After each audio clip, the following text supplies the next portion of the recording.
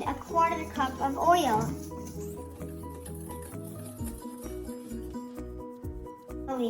It is 100% pure. 1/3 cup of coconut flour.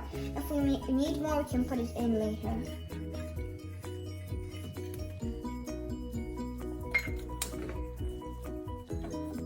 About 1 teaspoon of bicarbonate soda.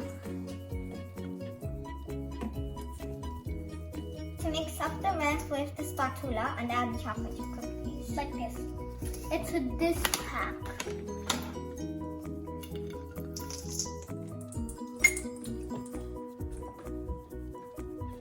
Now the dough is ready and it's very sticky.